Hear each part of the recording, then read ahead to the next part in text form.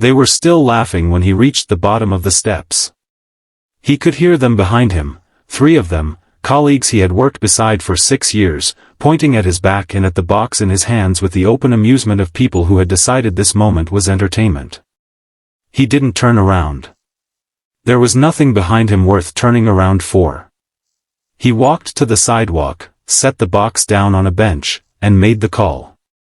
His name was Daniel Cross. 37 years old, single father, had been senior director of strategy at Harman Group for 6 years. In those 6 years he had built the firm's emerging markets division from a concept into a revenue stream that accounted for 31% of the company's annual growth.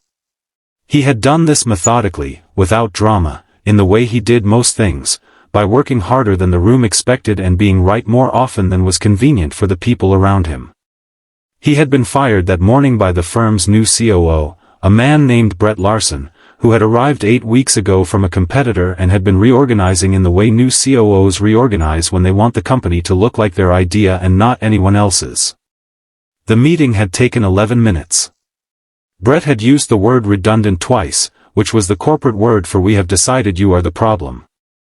He had offered a severance package that was technically legal and practically insulting given 6 years of documented results.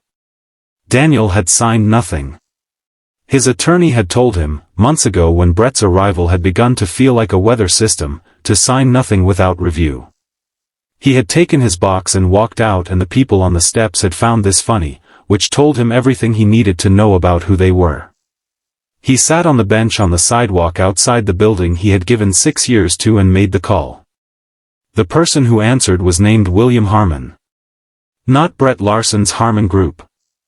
A different Harman entirely, William Harman, 71 years old, founder and majority shareholder of Harman Capital, the parent entity that sat 3 organizational layers above the firm that had just fired Daniel and whose existence most of the people in that building had never had occasion to think about.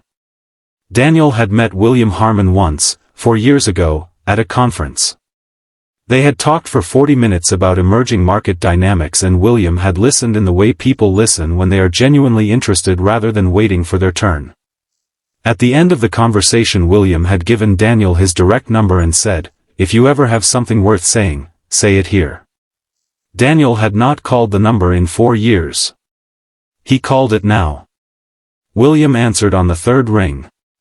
"Daniel Cross," Daniel said. "We met at the Singapore conference 4 years ago." "I remember," William said.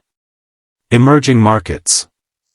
You were right about the Southeast Asia inflection, which I recall noting at the time. I've been fired this morning by Brett Larson." A pause. "Tell me," William said. Daniel told him. Not emotionally. Not as a complaint. He was precise about this, because precision was the only version of this conversation that was worth having. He told William what he had built, what the numbers showed, what Brett Larson had done in 8 weeks, and what the stated reason for the termination was versus what the actual reason appeared to be. He told William that 3 people on the steps of the building had laughed when he walked out with his box. He told William who those 3 people were. He told William that he had signed nothing and that his attorney was available immediately. Then he stopped talking, because he had said what he called to say, and anything beyond that was the other person's decision.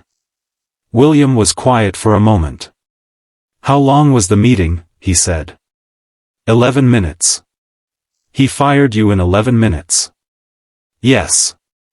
After 6 years and a division that represents 31% of annual growth. 31.4, most recent quarter." Another pause. "Longer this time." "Daniel," William said, "I'm going to make some calls. I'd like you to be available this afternoon." "I'm available." "Don't sign anything." "I haven't." "Good." A pause. "Where are you now?" "Sitting on a bench outside the building." "With the box?" "With the box." Something in William's voice shifted slightly, not quite a laugh, but the direction of one. "Stay near your phone." He hung up. Daniel sat on the bench in the October sun with the box on his lap and his daughter's photograph visible above the edge and waited. His daughter Emma was 10 years old and was at school at this moment, which was the specific mercy of the morning. She would be home at 4. He had 3 hours and change to have a plan that was honest and clear enough to explain to a 10-year-old who asked direct questions and deserved direct answers. He looked at the photograph. She was 7 in it, gap-toothed, holding a fish she'd caught at his sister's lake house with an expression of absolute triumph. He had kept it on his desk for 3 years because it was the accurate image of the quality he most admired in her, the complete satisfaction of someone who had done a hard thing and knew it. He had tried to teach her that version of herself. To be right about things even when it costs you. To not sign documents that weren't fair. To walk down steps with your box and not turn around when people laugh. He was going to have to explain this afternoon in terms she understood. He thought he could do that. His phone rang at 1:15. It was not William Harmon. It was William Harmon's assistant, who told him that a car was coming and that Mr. Harmon would like to meet in person. The car arrived in 4 minutes. William Harmon's office was in a building 12 blocks away, a floor that didn't appear on the public directory, the kind of space that communicated authority through the absence of anything unnecessary. William was at the window when Daniel came in, looking at the city the way people look at things they have spent a long time building. "Sit down," William said, without turning. "I've spent the last 3 hours on the phone. I'm sorry for the disruption." "You're not a disruption." William turned. He was older than Daniel remembered, or perhaps just more tired. Brett Larson was a mistake I should have caught earlier. His track record at the previous firm, I was told what I should have verified. He sat across from Daniel. "He's been terminated." Daniel said nothing. He had expected something, but not the speed of it. The 3 individuals on the steps, William continued. "I've reviewed what I need to review. 2 of them are gone. The 3rd was peripheral, she'll remain with a formal review." He looked at Daniel steadily. "I'm telling you this not because you asked for it, but because you should know what happened after you walked away." "I didn't call you to get people fired," Daniel said. "I know. You called me because you had something worth saying. I told you to call when you did." William folded his hands on the desk. "What I'm offering you is this. I want you to come back. Not to the division you built, to something larger. I've been looking for someone to lead strategy across the full portfolio for 18 months. The person I hired didn't work out. The person I'm looking at now is sitting across from me." Daniel looked at him. "I have a daughter," Daniel said. "She's 10. She gets out of school at 4. That doesn't change regardless of the role." "I know. Your HR file was thorough.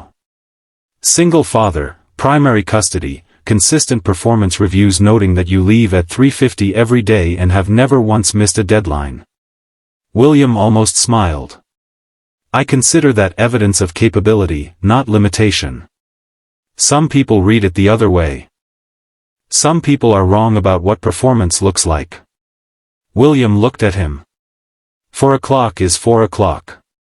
I'm not interested in theater. I'm interested in the work." Daniel looked at the window. At the city outside. At the box, which he had brought with him because there was nowhere to leave it and which sat beside his chair with the photograph visible above the edge, Emma holding the fish, completely triumphant. "I'll need my attorney to review the offer," he said. "Of course. And I need to be home by 4. The car will have you there by 3:30. Daniel looked at William. "I'll review the offer tonight," he said. "You'll have my answer tomorrow morning." "That's reasonable," William said. He picked Emma up at 4. She came through the school gate with her backpack and looked at his face with the assessment she gave most things, quick, accurate, missing nothing. "Something happened," she said.